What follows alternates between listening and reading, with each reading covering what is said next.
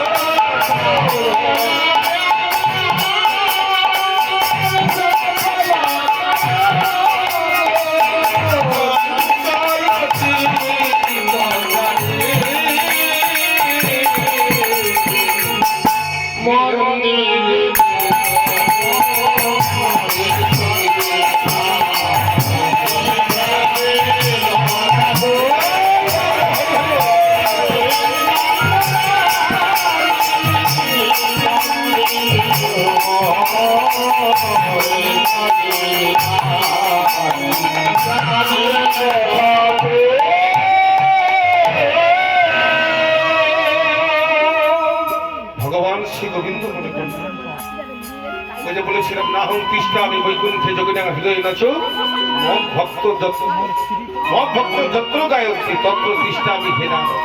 ভগবান মনে মনে ভাবলেন যে না যাই, আমি আমার ভক্তের কাছে একটু দেখা করে আসি। কি বাবা, ভক্ত যে কে যে মানুষকে বলতে পারবে বাবা? বর্তমানে দেখবেন বাবা, এখনকার দিনে একটা চাল হয়ে গেছে বাবা। আমি কাউকে আঘাত করে বলছি না, যারা বর্তমান দিনে বৈষ্ণব হয়েছে দেখবেন রাস্তা দিয়ে চলে যাচ্ছে, যেতে যেতে নামের মালিকাটা কিন্তু বাবা হাতে আছে। কি বাবা থাকে না, জুতা পরে পরে চলে যাচ্ছে। বাজারে দেখবেন সময় নেই, সংসারে এমন কাজ সময় নেই তার, বাজারে গিয়ে ওই নামের মালিকাটা এখানে রয়েছে, দামটা চলে যাচ্ছে। বলছে ভাই কফিটা কত করে? 10 টাকা। আর রাস্তায় যেতে তার কালকে ধান কাটা বলবে, ওই লক্ষণ ভাই কালকে একটা মজুর পাওয়া যাবে? হবে না, হবে না। বলছে আচ্ছা আর একজনের কাছে, নামের মালিকাটা কিন্তু তার হাতে আছে বলো। আর দেখবেন সবাই মানুষকে তারাই বেশি ঘৃণা করে। কেন বলে, হরিনাম কৃষ্ণনাম করে বৈষ্ণবত্ব গ্রহণ করেছিস? আমার গুরুদেব বললেন কি না, সারা গায়ে মাখলে তিল গৌর মেলে না। কি বাবা মেলে?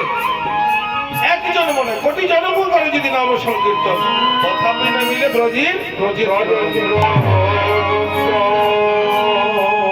ভক্তি যদি আমার মধ্যে না থাকে তাহলে কিন্তু বাবা ভগবানকে কখনো পাওয়া যাবে।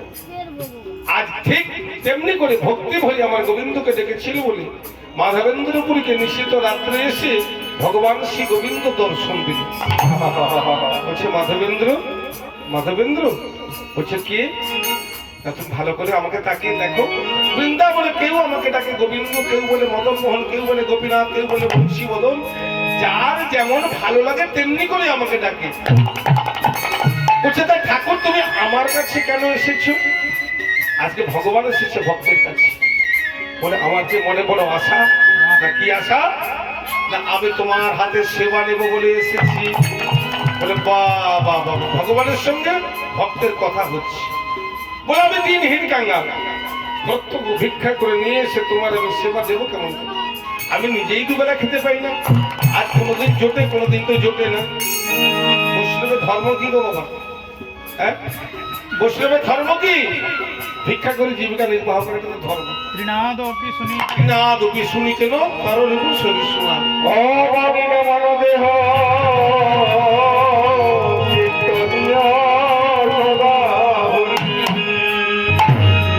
বৈষ্ণবের ধর্ম 5 ঘরের বেশি বাবা তার ভিক্ষা করা চলবে। আর এখনকার দিনে বৈষ্ণব ওরে বাপ রে বাপ, 5 ঘরে না, যদি 500 ঘর হয় তবেই তার ভালো হয়। কি হয় না? একজন বৈষ্ণব দেখবেন একটা মহাপ্রভুকে কোলে নিয়েছে, মহাপ্রভুরই অভাব হয়ে গেছে, ওই কোলে নিয়ে এসে সবার বাড়িতে এসে একটু কীর্তন করছে। আপনার বাড়িতে চালটা দিতে সময় নেই, ও বাড়িতে একজন চলে গেছে, চালটা নিয়ে যাওয়ার জন্য আরেকজন। তাহলে 5 বাড়ি ভিক্ষা করবার জন্য বৈষ্ণবের অধিকার রয়েছে, ওই 500 বাড়ি ভিক্ষা করার অধিকার নেই। এটা একটা ব্যবসায় পরিণত হয়ে গেছে। তাই আমার গোবিন্দকে বলছে আমি কোনোদিনই 5 বাড়ি ভিক্ষা করতে যাই, কোনোদিন আমার ভিক্ষা করতে কোনোদিন জোটে না। তা আমি তোমাকে কে দিয়ে সেবা করবো বলো? বলে মাধবেন্দ্র, আমি যে অনেক আশা করে তোমার কাছে এসেছি, আমি তোমার হাতে একটু সেবা নেবো বলে, জানো সবাই আমাকে অহংকার করে দেয়, আমার দেওয়া জিনিস নিয়ে সবাই অহংকার করে আমাকে দেয়, কোনো ভক্ত কিন্তু চোখের জলে আমাকে কিছুই দেয়। আমি যে বড় আশা করে এসেছি তোমার কাছে, তুমি আমাকে সেবা দেবে না? ঠিক আছে, তাই না হলে আমি দেবো, কিন্তু আমি তোমাকে কোথায় পাবো বলো? জানো, যখন ব্রিটিশরা ভারতবর্ষ আক্রমণ করেছিল, আমি ওদের কাছে যাইনি, ওরা আমাকে মন্দির থেকে নিয়ে গিয়েছিল, কিন্তু ওই যে তোমার যে সামনে ওই কাঁটার জঙ্গলটা দেখছো না, ওই জঙ্গলে মাটির ভেতরে আমি রেখেছিল, ওখান থেকে আমাকে খুঁজে নিয়ে এসো। আমি বৃদ্ধ বয়স, আমি কেমন করে আনবো তোমাকে? না, তুমি বৃন্দাবনের ব্রজবাসীর দ্বারে দ্বারে গিয়ে বলবে, ওকে ব্রজবাসী,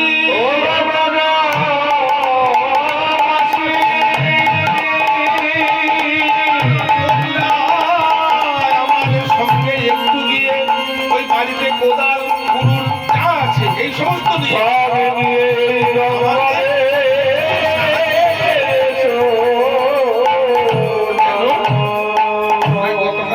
গোপাল আমাকে স্বপ্ন আদেশে বলেছে, না কি বলেছি, আমি আমার গোপালকে এই কাঁটার জঙ্গলের মধ্যে ওরা ফেলে দিয়ে চলে গেছে, আমার গোপালকে আমি পেতে চাই। এইবার ব্রজবাসীরা কি করেছি, মনের আনন্দে নাচতে নাচতে এসে কেউ কোদাল নিয়েছে, কেউ কুড়ুল নিয়েছে, কেউ কাটারি নিয়েছে, কেউ দা নিয়েছে, জঙ্গলটা পরিষ্কার চলছে। আর কি বলছি, শ্যামল বংশী বালানন্দ লালা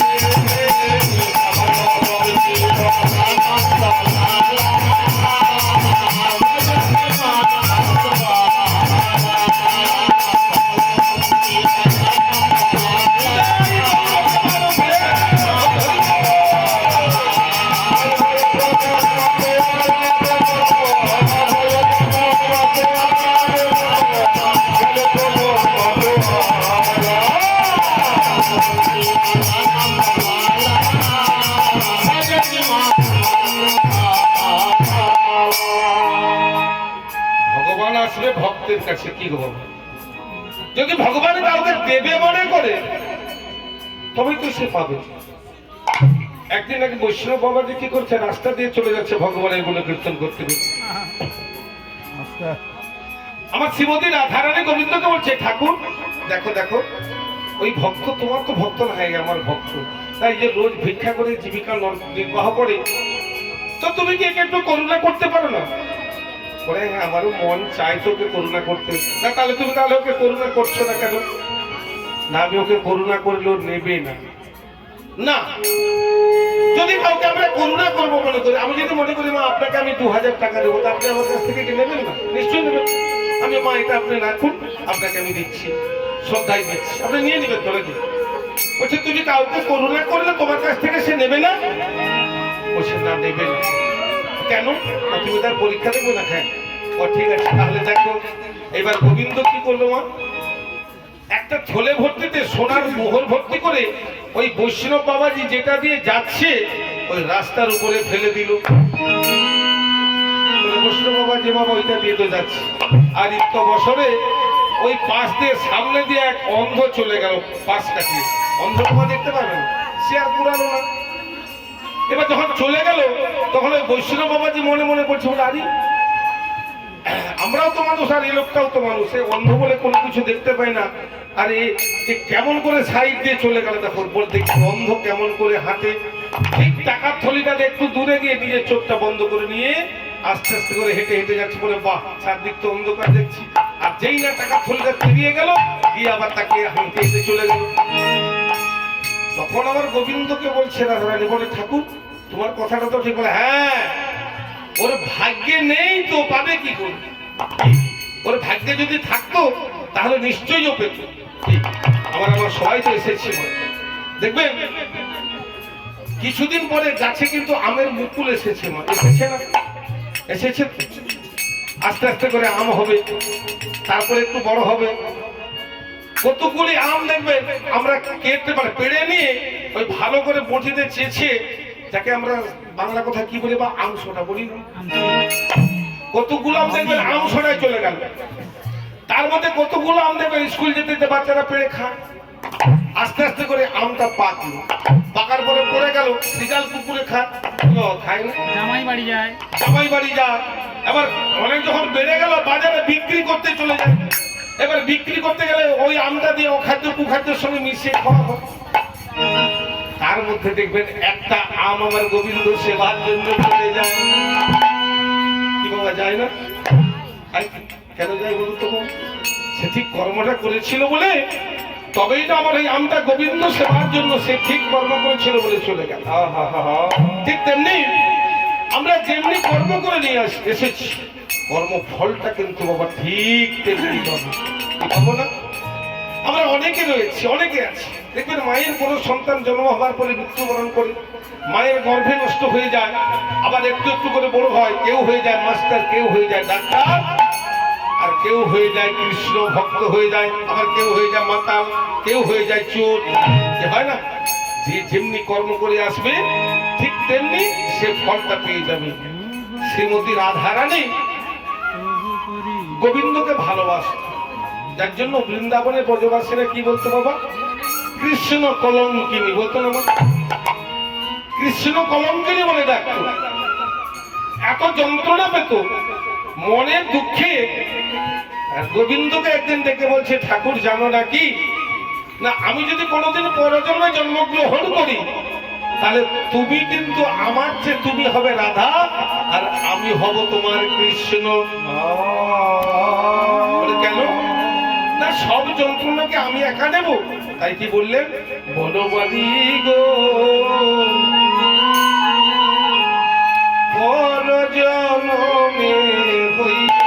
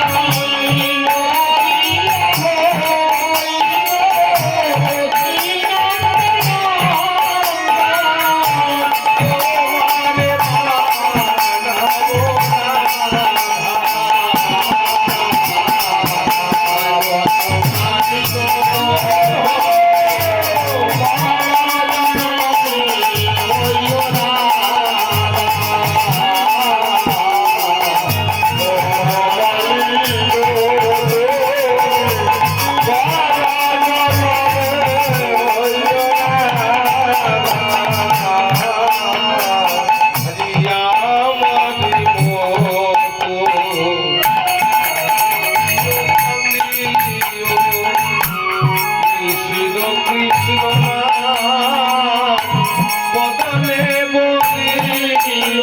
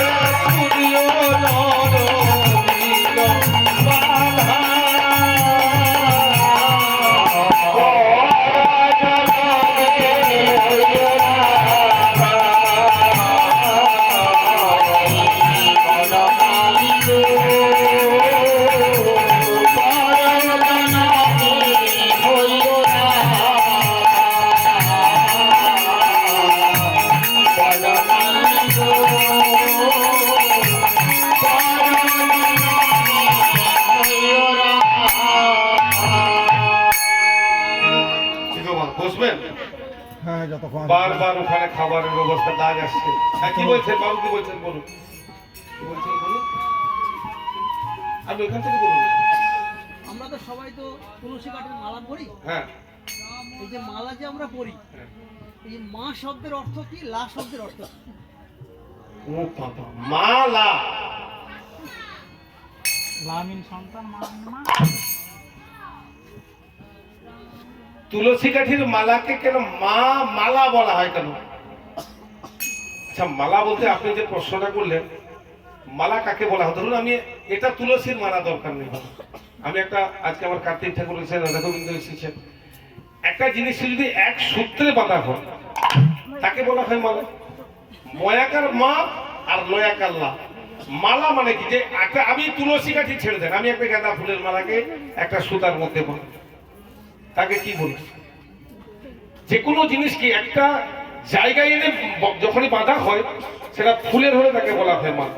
এবারে তুলসী কাঠির মালা যেহেতু আপনি বলছেন তুলসী কাঠির মালাটা কেন আমরা আবার পরবো, এটা যদি বলতেন তাহলে ঠিক ছিল। আপনাকে বলতে হবে মা শব্দের অর্থ কি, অর্থ তো নিশ্চয়ই আছে, লা শব্দের অর্থ কি? মালা যদি বলে শুনবো, আমার সঠিক জানা হয়তো নেই। এবার আপনি যেটা বলছেন মা শব্দের অর্থ আবার কি আছে আমার জানা নেই। আমার জন্মধারিণী গর্ভধারিণী মাকে মালা মা বলি আমরা। লা শব্দে কি হয়? নৌকা হয়, এরকম ধরনের তো হয়, কিন্তু যদি আপনি মালাতে বিশ্লেষণ করে ওটা কি করে আসবে গোপাল তোমার জানা আছে? ওটাই মনুষ্যের পারাপারের নৌকা। হ্যাঁ। তাহলে যদি লা আমি নৌকা ধরি তাহলে মনুষ্য পারাপারের নৌকা যদি আমি মালাকে ধরি তাহলে ধরা যাবে। মা মানে অবলম্বন। কি যাবে তো না যাবে না? আমি জানি না, আমি বলছি যে প্রথম আমি অর্থটা বলতে পারছি না। আমি যদি বলি লা নৌকা, যদি আমি বলি পারাপারের নৌকা বলে দিই, যদি আপনি জানেন আপনি বলুন না, অসুবিধা আমার জানা নেই বলে আপনার থেকে জানতে না। প্রশ্ন করা সহজ, প্রশ্ন করা কিন্তু সহজ। মুক্তির নৌকা, মুক্তি যদি পেতে হয় তাহলে মালা আমাদের গলায় ধারণ করতে হবে। তাহলে গলা বা কেন আমরা ধারণ করবো একটা দিকে বলেছেন যে শুনুন কেন আমরা তুলসী কাঠির মালা গলায় পরি। এটা অনেকে বলে তুলসী কাঠির মালা কেন গলায় পরা হয় না, কেন বা পরবো এটা বলে না। এটা একটা বন্ধন দেওয়া, তুলসী কাঠির মালা না পড়লেও গলায় তাহলেও কিন্তু গোবিন্দকে লাভ করা যাবে। মুচিরাম দাসও পেয়েছি, অনেক অনেক উদাহরণ আছে। তাহলে তুলসী কাঠির মালা যদি আমরা গলায় পড়ি, যদি আমাদের বিপদ আসে, যেমন একটি কুকুরকে আমরা পুষে রাখি, দেখবেন আজকে যখন আমি হলদিয়া থেকে বাড়ি আসছি একটা রাস্তার কুকুর, মানে একটা বানর একটা কুকুরে লড়াই করেছিল, গাড়িটা চাপিয়ে দিল, দুটা মারা। ওই মুন্ডুমারির একটু এই দিকটা বেশি। যাই হোক, এবার তাহলে ওর কোনো আশ্রয়দাতা নেই বলে বাবা গাড়িটার কোনো বিপদ হলো না বা গাড়িটাকে কেউ প্রতিবাদ করলো না, ওর একটা মানুষকে চাপিয়ে দিল, তাহলে কিন্তু গাড়িটাকে ধরে নিত, তার বিচার আচার, থানা পুলিশ কেস কুসা, গাড়ি বন্ধ হলে এরকম হয়ে যেত। ঠিক তেমনি যদি তুলসী গাড়ির মালা আমাদের গলায় থাকে, যদি আমাদের কোনো বিপদ আসে, তাহলে কিন্তু ওই তুলসী গাছের মালাটা কিন্তু যদি আমাদের গুরুদেবের দেওয়া থাকে, তাহলে আমরা নাম কোনো কীর্তন করব। তাহলে যদি আমরা ওই মালাটা থাকে, যদি আমাদের বিপদ কোনোদিন হয়, তাহলে কিন্তু গোবিন্দ এসে কিন্তু বাবা আমাকে উদ্ধার করে দেবে। কি কথা দিলেন? এবার মালা এই কারণে বলতে হয় যে আমাদের শরীরে বেড়া দেওয়া, এটা বলছে বেড়া দেওয়া। তা তুলসী গাছের মালা না করলেও কিন্তু গোবিন্দকে লাভ করে যায়। তবু আমার উত্তরটা যদি আপনার জানা আছে আপনি বললে আমার কোনো অসুবিধা নেই বাবা, প্রশ্ন কিন্তু করা যায় সহজ। তো আমরা মহাভারতে অনেক রকম পড়েছি বাবা, এটা আমাকে অনেক জায়গায় বলেছিল। তো বাবা বলুন তো, পঞ্চ পাণ্ডবের মানে যুধিষ্ঠির, ভীম, অর্জুন, নকুল, সহদেব, 5 ভাই কি? কুন্তির ছোট পুত্রের নামটা কি বাবা একটু বললাম। আমার এক জায়গায় প্রশ্ন করছি, আমি বলতে পারি। তাহলে কুন্তির ছোট পুত্রের নাম কি হয়? সহদেব। সবাই জানেন কি? আপনি কি বলেন? আপনি কি ঠিক বললেন? এইবার দেখুন, প্রশ্ন করাটা হুট করে করা যায় বাবা। আমরা এমন কিছু বিশারদ নয়, বা 33 করে দেব দেবীর বই আমরা পড়ে আসি। মুক্তির নৌকা মালা করা যায়, অনেক রকম হয়। এক গুচ্ছে পাতা তাকেও মালা বলা যায়। আপনি বলছেন মা লা, গোপাল ভাই বলছে এ তো একজন কি বলে মাস্টারমশাই লোক, ক্লাসিক স্কুলে পড়ায়, বাংলায় এমএ মানুষ, বলছে মুক্তির নৌকা। এই যে বললে যেটা মুক্তির নৌকা। এবার আমি যেটা যে আসি, আপনি বললেন পঞ্চ পাণ্ডবের কুন্তির ছোট পুত্রের নাম কি বাবা? আপনি কি বলেন? সহদেব। কে আর কারো কিছু বলার আছে বাবা? কি মা সহদেব? তো সম্পূর্ণটা ভুল। কি করে দেখুন, পাণ্ডুর কপত্নী ছিল। কপত্নী? পাণ্ডুর কপত্নী স্ত্রী কটা? স্ত্রী কটা? কুন্তি মাতৃ। এবারে তাহলে মাতৃর সন্তান কে ছিল? নকুল আর সহদেব। আর কুন্তির তাহলে ছোট পুত্র কে হলো? অর্জুন। বুঝতে পারলেন? এইরকম প্রশ্নের মধ্যে এইরকম প্রশ্ন লুকিয়ে থাকে, সবাইকে আমরা জানি। তবু আপনাকে বলছি, আপনার আমার গোপাল ভাই যেটা বললো, তো ব্যাকরণ করেছে, এমএ পাস ছেলে, বলছে মুক্তির নৌকাকে বলা যায় মালা। যদি আপনার কিছু জানা থাকে আপনি বলুন, আমার অসুবিধা কিছু না, আপনাকে জানতে আমার অসুবিধা কি? আমি বললাম যে মালা এক গুচ্ছে বাঁধলে তাকে বলা হয় মালা। দেখ ভালো বলে মালা, যেমন আমরা বলি গুরু, রু, গু শব্দ অন্ধকার, রু শব্দে আলো, মানে অন্ধকার থেকে যে আলোর পথ দেখিয়ে দেয়। তাহলে এটা কি ঠিক হলো বলা? কি বলছেন বলুন, আপনি বলুন না, অসুবিধা কি? আচ্ছা ঠিক আছে, ছেড়ে দেন। যে কোনো জায়গায় যে কোনো বড় আর্টিস্ট আসুক না কেন, যত বড় বড় আর্টিস্ট, গীতা ভাগবত আমরা কেউ বাবা পড়ে আসছি, একটা সাধারণ কথার মধ্যে অনেক লুকিয়ে আছে, আছে না? প্রশ্ন করা যায় অনেক, উত্তর দেওয়া কঠিন ব্যাপার আছে। কি বাবা পালাই যাবো না একটু জীব শিক্ষা করে বন্ধ করতে হবে? খাওয়ার ব্যবস্থা হয়ে গেছে, যতটা হয় হবে হোক। পালা কীর্তনে চলে যাবে। এমন করে বৈষ্ণবের সেবা দিয়েছিল দেখুন, ভগবানের সেবা। এইবারে একটা জায়গায় বৃন্দাবনের ব্রজবাসীরা কুপাতে কুপাতে ছেড়ে চলে যাবে, কি হবে? কিন্তু গোবিন্দ যার কাছে আসবে মনে করেছে, তার কাছে ছাড়া তো সে যাবে না। এইবার কি হলো, যখন কোথাও পেল না, তখন আবার ব্রজবাসীরা ডেকে ডেকে বলছে, বলে হ্যাঁ গো বাবাজি, হ্যাঁ তুমি আমাদের এত কষ্ট করালে, কিন্তু তোমার কোথায় কোথায় তোমার গোপাল? মাধবেন্দ্র বলে কাঁদতে কাঁদতে বলছে, দেখো দেখো ভালো করে খুঁজে দেখো, নিশ্চয়ই আমার গোপাল আছে, আমি বৃদ্ধ মানুষ, আমার গোপাল আমাকে স্বপ্ন দেশে বলেছে, নিশ্চয়ই এর মধ্যে আছে। হঠাৎ দেখলো একটা জায়গায় কিন্তু বাবা কুপাতে ছেড়ে গেছে। একজন ব্রজবাসীকে ডেকে বলছে, তোমার একটু কোদালটা আমাকে দাও না ভাই। এবার কোদালটা নিয়ে চলে এলো, যেই না মাধবেন্দ্রপুরী একটি চেপা লাগিয়ে দিয়েছে, অমনি ওখান থেকে আমার গোপাল উঠে এসেছে, আর গোপালকে মাথায় করে নিয়ে কি বলছে, আমি নাচিব, আমি নাচিব, আমি নাচিব রে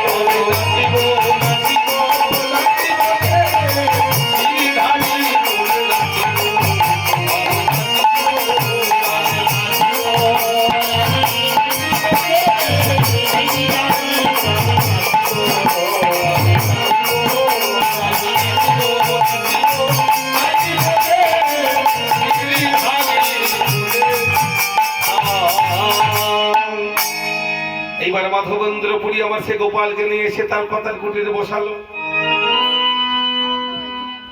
বলছে, গোপাল তুমি এত কষ্ট করে আমার কাছে এসেছো, কিন্তু আজ তো আমি ভিক্ষা করতে যেতে পারি নাই, না কেন?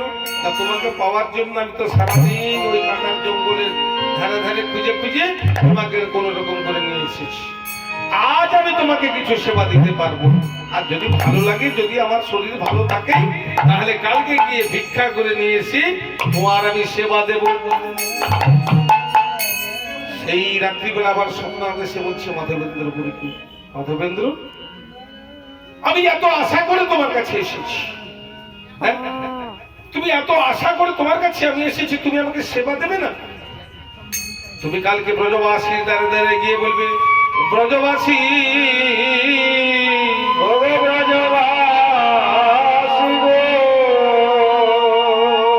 আমার গোপালের সেবা দেওয়ার জন্য আমি তোমাদের গোপালের সেবা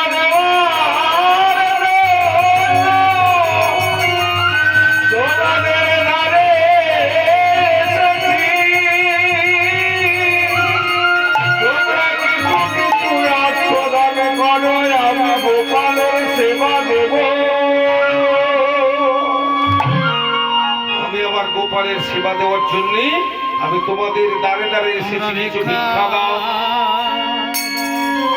এবার মাধবেন্দ্রপুরী একটা ভিক্ষার ঝুলি হাতে করে নিয়ে ব্রজবাসীর দ্বারে দ্বারে গিয়ে কি বলছে, বলে তোরা ভিক্ষা দে গো, বলে ব্রজবাসী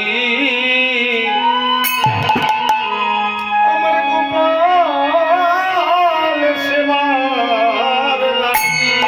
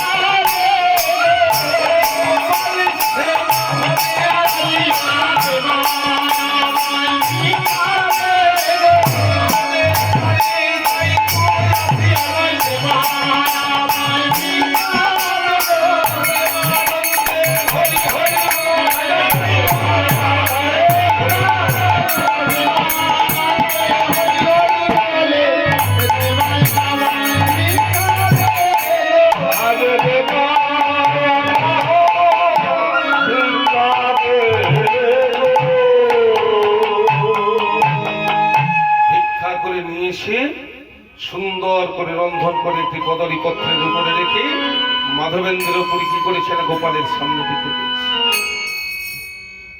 ভগবান কি করে যে ভক্ত যদি না থাকতো, কি বাবা আপনারা বসেছেন বলে তবে না গানটা করছে। অহং ভক্ত কি? পরাধীন। ভক্ত না থাকলে ভগবানের মহিমা কখনো প্রকাশ পেত না। কি ভক্ত না থাকলে ভগবানের মহিমা প্রকাশ হতো? স্মর গরুড় কি বাবা হতো কি? কখনোই হতো না। কি বাবা আমরা কলিযুগের মানুষ তো, সত্যে ধ্যাতে বিষ্ণুতে দেয় আগে জানি তো মাধব দা পরে পরিচয় যা নাই কলা তো হরিকে আমাদের কলিযুগ ধন্য বাবা। সত্য ত্রেতা দাপর কলি 4 যুগের মধ্যেই কেবলমাত্র আমাদের কলিযুগকে ধন্য করলেন কেন ভগবান? সত্য যুগের মানুষ তো ভগবানের সঙ্গে কথা করতো। সত্য যুগে দেখবেন আমরা বই পড়েছি, ভাগবত গীতা দেখেছি, ভগবানের সঙ্গে ভক্ত কথা বলছে, সশরীরে কথা বলছে, ধ্যান করে ভগবানকে লাভ করেছিল। সত্যে ধ্যাতে বিষ্ণুতে এক জয়তম যার যজ্ঞ উপাসন করে ভগবানকে লাভ করেছিল। সত্য তেতা তারপরে পরিচর্যা নাম ভগবানের সেবা পূজা করি। বৃন্দাবনে সেবা করত, রাখাল সেবা করত, তবেই না গোবিন্দকে লাভ করেছিল। আর কলিযুগের জন্য কেবলমাত্র শুধু নাম করলেই ভগবানকে লাভ করে। সত্য যুগে আয়ু ছিল 1 লক্ষ বৎসর বাঁচত একজন। শাস্ত্রে পড়েছি বলে হিরণ্যকশিপু 10,000 বছর তপস্যা করছি, তাহলে 1 লক্ষ মানে 100,000-এ 1 লাখ, ততদিন বাঁচত মানুষ। সত্য ধ্যাতে বিষ্ণু 9 ভাগ আয়ু কমিয়ে দিল গোবিন্দ। কখন না ত্রেতা যুগে, সত্য ত্রেতা সময় কমিয়ে দিল, হয়ে গেল কত? 10,000 বছর।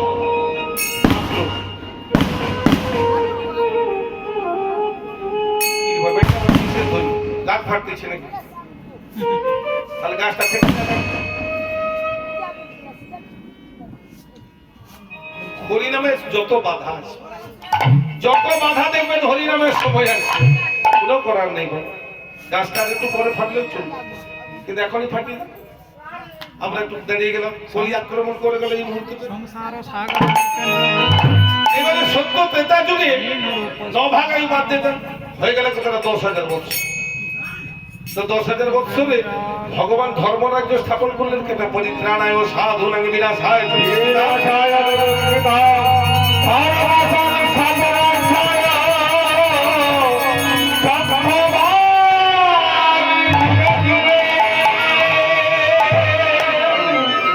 যখন অধর্মের প্রাদুর্ভাব ঘটে, ধর্মরাজ্য স্থাপন করবার জন্য ভগবান যুগে যুগে অবতীর্ণ হয়েছে।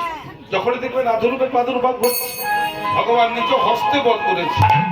তারপর সত্য ত্রেতা যুগে রামচন্দ্র রাম আমার রাবণকে বধ করেছিল, কতজনকে বধ করেছিল, কত রাক্ষসকে বধ করেছিল, বল প্রয়োগ করেছিল, কি বাবা করেছিল। তারপরে দেখুন ভগবান শ্রী গোবিন্দ কম কষ্ট করেছে, কংসকে বধ করেছে, পুতনাকে বধ করেছে, শপটাসুর কত অসুরকে বধ করেছে। শেষে কি করেছে না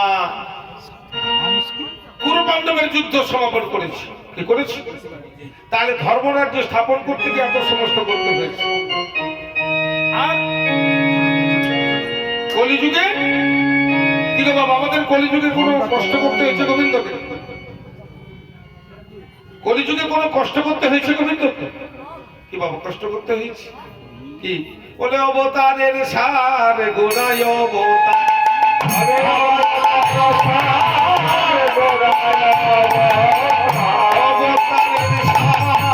গোড়ায়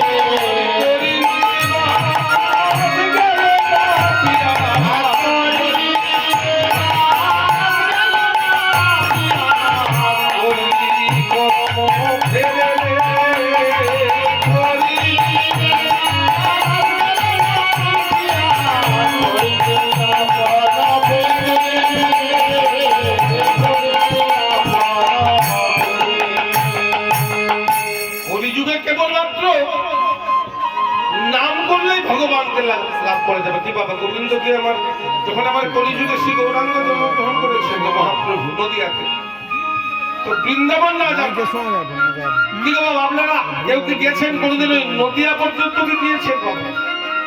গিয়েছেন নদিয়া মা যাননি তো? এই সামনে তো কি গো মা, নদিয়া যাওয়া হয়নি? কেউ আমরা যাই সময় পাই।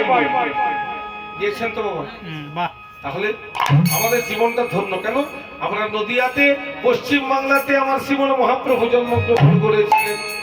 কি যদি আমার গৌরাঙ্গ মহাপ্রভু না থাকতো তাহলে কি যে ভগবানের গুণকথাকে প্রকাশ পেত?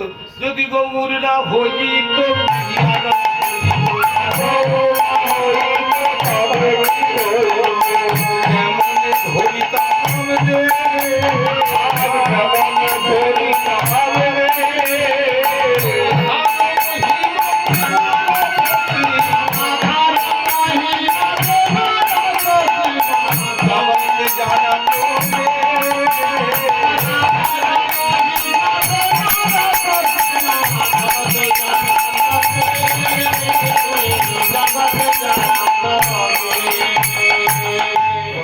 গৌর যদি আমার না আসতো তাহলে ভগবানের মহিমা কি কখনো প্রকাশ পেত?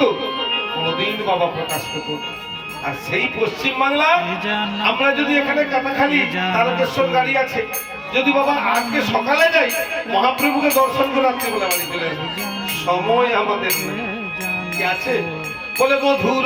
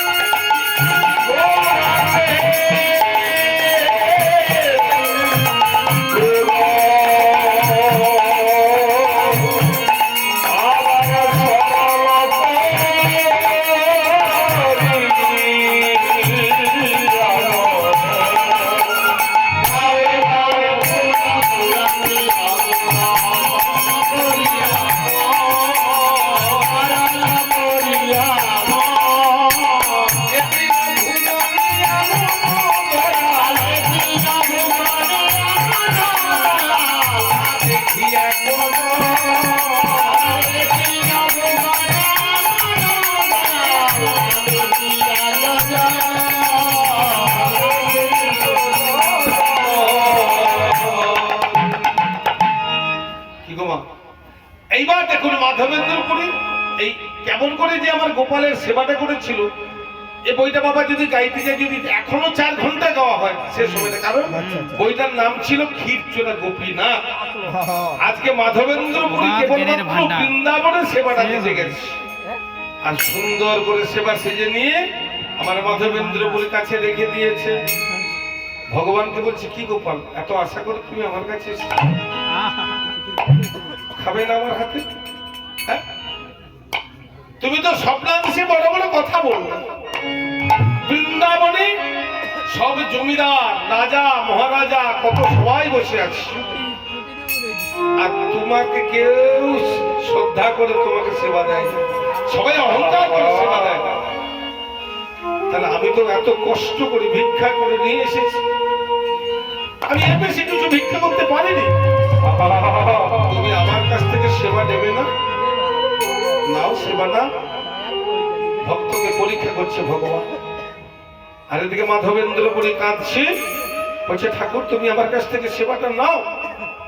তুমি না সেবা নিলে আমি আজ থেকে আর আমি তোমাকে সেবা দেব না।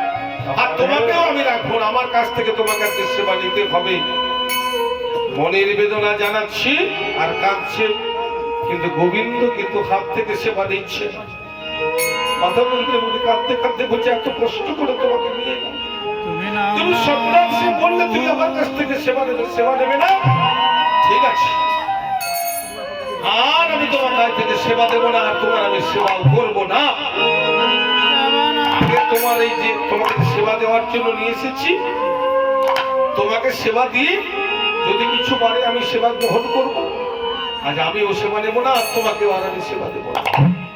এইবার কি করেছে, সেই কদলী পত্রটা যে প্রসাদটা পেটে রেখেছিল ভোগটা, সেই খিচুড়ি রান্না করেছিল, হাতে নিয়ে যমুনাতে যাবে ফেলতে, আর মাধবেন্দ্রপুরীর হাতটা ধরে ফেলেছে আমার গোপাল।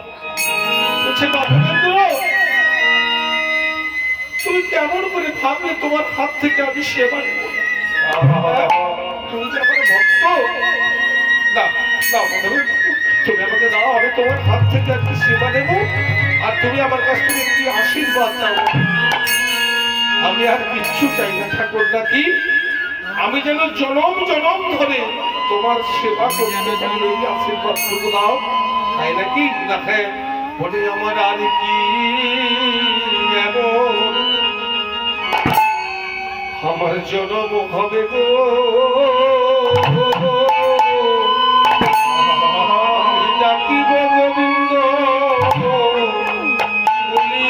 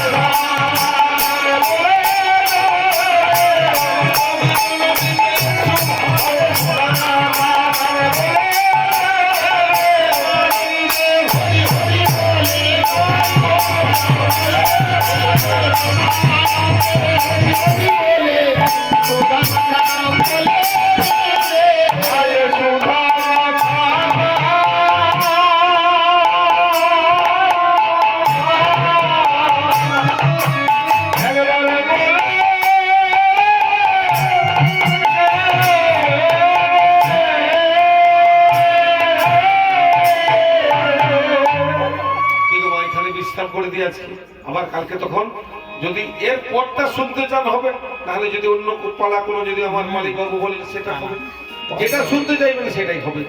এরপরে আবার বৃন্দাবনে যাবে, বৃন্দাবন থেকে আবার ওই নীলাচলে গিয়ে মলচন্দন নিয়ে এসে ওই গোবিন্দের সর্বাঙ্গে লেপন করবে। বহুত ঘটনা রয়েছে। অক্ষয় তৃতীয়া। তাহলে কালকে আবার হবে ওরে ভক্ত ভগবানের কথাই এই কথা শুনতে সেই ভগবান